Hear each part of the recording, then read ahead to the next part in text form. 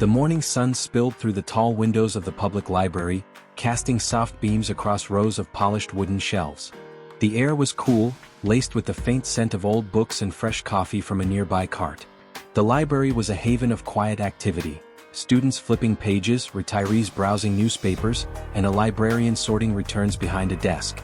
Amid this calm, Nathan Brooks, a black man in his mid-40s, sat at a corner table, his laptop open, his fingers poised over the keyboard. His button-up shirt was neatly pressed, his glasses reflecting the screen's glow, and his sneakers were scuffed from city walks. His face was focused, his eyes sharp with purpose, though a quiet weariness lingered, a silent nod to a life spent navigating spaces where his presence often drew suspicion. Nathan was working on a proposal, a project tied to a role he'd soon assume. His daughter, Zoe, was at home, probably practicing her spoken-word poetry, her verses inspired by the open mic nights they attended at their local community center. The thought of Zoe's fierce delivery brought a small smile to Nathan's lips as he typed, the library's hum fading into the background. The library was busy but peaceful, patrons moving softly between shelves, their footsteps muffled by the carpet. Nathan barely noticed the security guard who entered from a side door, his uniform crisp, his badge glinting under the fluorescent lights. The guard, Officer Kendall, a white man in his 50s with a stern jaw and a clipboard, scanned the room with a practiced eye. His partner, Officer Hayes, younger and wiry, followed, his hand resting on his radio. The air shifted, the library's quiet deepening as eyes turned toward the guards. Nathan was saving his document when Kendall's voice cut through the stillness, sharp and commanding. "You there?" Kendall called, his tone laced with authority. "Step away from the laptop." Nathan paused, looking up slowly, his hands still on the keyboard. The sunlight through the window left him exposed, its beams framing him in a soft glow. His heart quickened, but his face remained steady, his eyes meeting Kendall's without flinching. "Me?" Nathan asked, his voice calm but cautious. "Yeah, you," Kendall said, striding closer, his boots thudding on the carpet. "We got a report of a stolen laptop in the library. You match the description. Let's see some ID." Nathan's brow furrowed, his gaze flicking to the guards, then back to his screen. "Stolen?" he said evenly. "This is my laptop. I've been working here for an hour. Who reported this?" Kendall's lips curled into a smirk, his eyes narrowing. "Don't play games. ID now." A few patrons glanced over, some clutching books, others pulling out phones, their red lights blinking as they recorded. Nathan felt the weight of their stares, the familiar sting of being singled out. He'd been here before, too many times. The laptop's screen dimmed, his proposal unfinished, a reminder of his purpose. He took a slow breath, grounding himself. "I'm not playing anything," Nathan said, his voice steady. "I'm just working. Got my library card right here." Hayes stepped forward, his hand now on his baton, his posture tense. "You resisting, sir? That's not gonna end well for you." The word resisting hung heavy, sharp and loaded. Nathan's jaw tightened, his mind racing. He knew how this could spiral, how a moment could turn into a nightmare. The library's fluorescent lights seemed harsher, their glare reflecting off Kendall's badge, underscoring the power imbalance etched into this moment. The patrons' murmurs grew louder, a mix of unease and curiosity, but no one stepped forward. "I'm not resisting," Nathan said, his voice low but firm. "I'm asking why I'm being stopped." Kendall's smirk faded, replaced by a scowl. "You don't ask questions. ID or we're taking you out of here." Nathan's hand moved slowly to his wallet, careful not to startle them. The leather was worn, a gift from Zoe, embossed with a small star symbolizing hope. He handed over his driver's license, Kendall snatching it, his eyes scanning the card as if searching for a lie. Hayes stood closer, his baton tapping lightly against his thigh, a subtle threat. "Stay put," Kendall ordered, stepping back to check the ID with his radio. Hayes remained, his gaze fixed on Nathan, his fingers twitching near his radio. The phones kept recording, their whispers a low hum against the library's quiet. The air was cool, but it felt stifling, pressing against Nathan's skin. Minutes stretched, each one heavier than the last. Nathan sat still, his hands resting on the table, the laptop a silent witness to his work. He thought of Zoe waiting at home, probably rehearsing her poetry by now. The thought steadied him, kept his anger in check. Kendall returned, his face harder, his eyes glinting with suspicion. "Got a record?" Kendall asked, though it wasn't a question. "You look like someone we've had trouble with before." Nathan's eyes narrowed, but his voice stayed calm. "No record. I'm clean. Can I go now? Hayes chuckled, a low mocking sound. Not yet. We're gonna need to check that laptop. Could be stolen property. Nathan's grip on the table tightened, his knuckles whitening. It's my laptop. I've got receipts, serial numbers, everything. I'm not a thief. Open it, Kendall snapped, his hand resting on his holster, the gesture unmistakable. The patron's whispers turned to gasps, phones angling closer.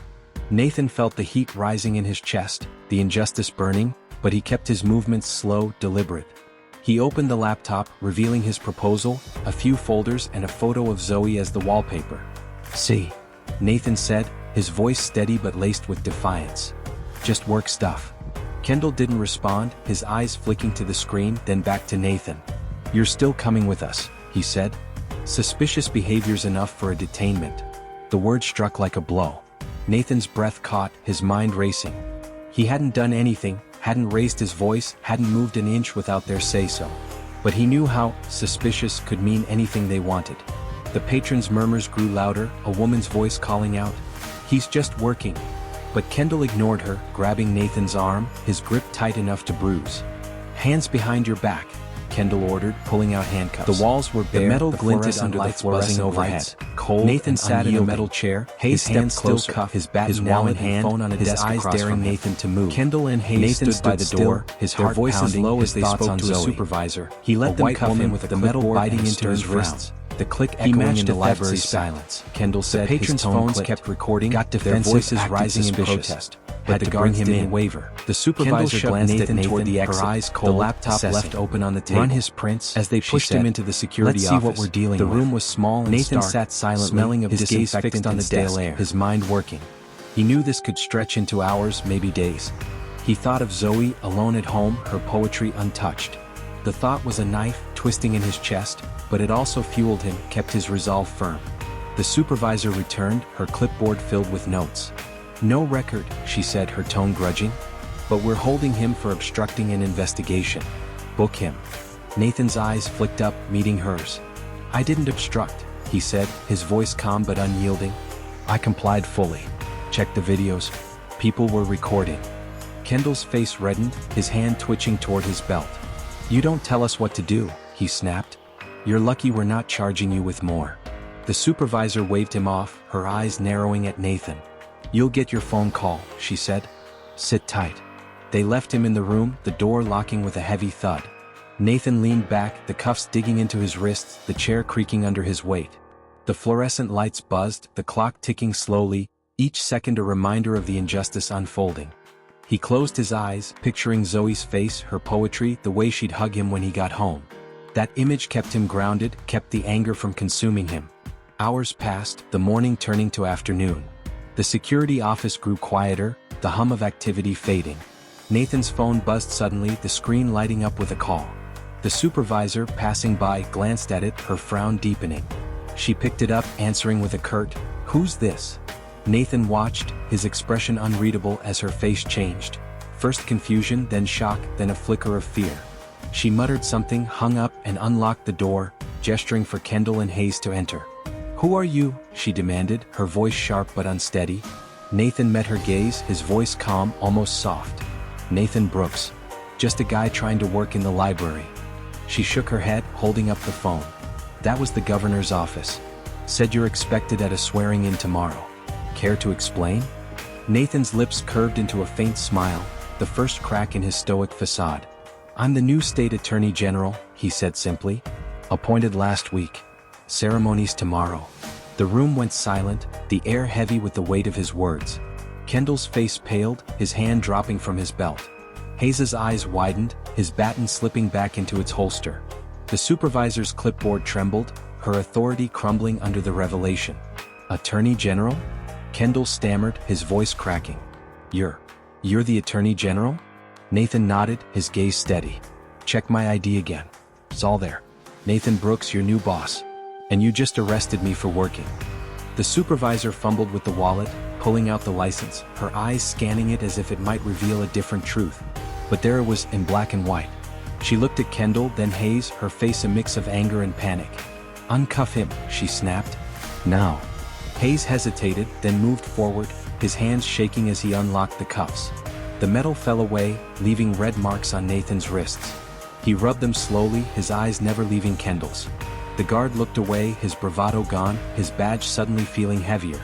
"I didn't know," Kendall muttered, his voice barely audible. "It was just protocol." "Protocol," Nathan said, his voice low but cutting. "You profiled me for nothing. Searched me for nothing. Cuffed me for nothing. Because of how I look. That's not protocol. That's prejudice." The supervisor stepped forward, her tone conciliatory. "Mr. Brooks, we're sorry. This was a mistake. A mistake." Nathan interrupted, standing now, his presence filling the room. "This wasn't a mistake. This was a choice. You chose to see me as a thief. You chose to ignore the truth. And how many others have you done this to? How many don't have my title to make you listen?" The guards stood frozen, their faces a mix of shame and fear. The office's fluorescent lights buzzed overhead, casting harsh shadows that seemed to underline the moment's gravity. Nathan picked up his wallet, his phone, moving with deliberate calm. "You'll hear from me," he said, his voice steady. "Not for revenge. For change." He walked out, the library doors swinging shut behind him. The afternoon air was warmer now, the sun higher, the city buzzing with life. Nathan took a deep breath, the weight of the morning settling into his bones. He thought of Zoe, of the promise he'd made to be home. He texted his sister to check on his daughter, then started walking, his resolve stronger than ever. The next morning, the state capitol was alive with anticipation. The swearing-in ceremony was packed, the grand hall filled with officials, community leaders, and residents. The walls were lined with murals celebrating the state's history, and a jazz trio played softly, their notes weaving through the chatter. Nathan stood at the podium, his suit tailored, his tie a deep burgundy that caught the light. Zoe sat in the front row, her eyes wide with pride, a grin splitting her face. Nathan took the oath, his voice steady, his hand on a Bible passed down from his grandmother, a civil rights advocate. The crowd applauded, their cheers echoing through the hall. But as he stepped to the microphone, the room fell silent, every eye on him. "Yesterday," Nathan began, his voice clear, resonant, "I was arrested. For working in a library. Handcuffed. Searched. Accused of theft. Not because of what I did, but because of who I am. A black man in this state."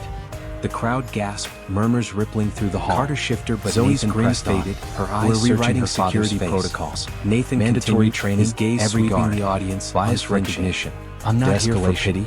I'm here to tell you this is the story of too many. Every incident too many who don't have a title to be heard. No exceptions. Too many who face the same prejudice, the same injustice every day." "Yes, sir," he paused, said quietly, letting the words settle. "We'll make it happen." Filling the room. Nathan didn't stop. As your Attorney General, he formed a state oversight board, not to punish community chambers, including a poet from an HBCU and an activist fighting medical bias in black communities.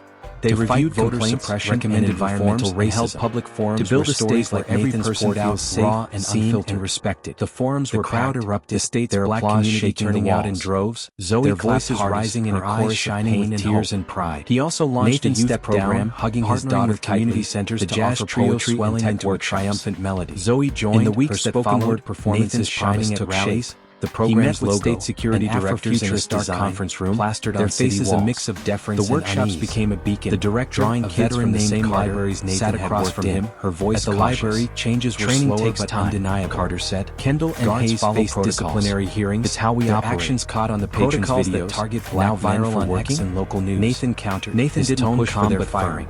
He believed in growth, assumed guilt, but he ensured they attended the new training. That's not safety. Their badges no longer a shield for bias.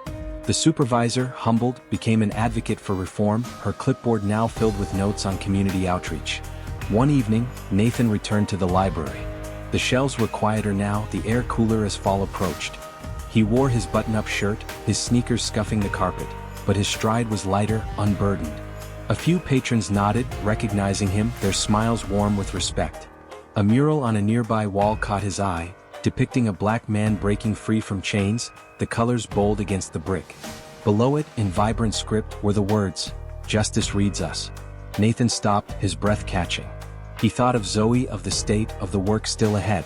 The mural wasn't just art, it was a promise, a reminder that change was a movement, not a moment. Back at his office, Nathan stood by a window overlooking the city. The state was his now, not just to lead but to heal.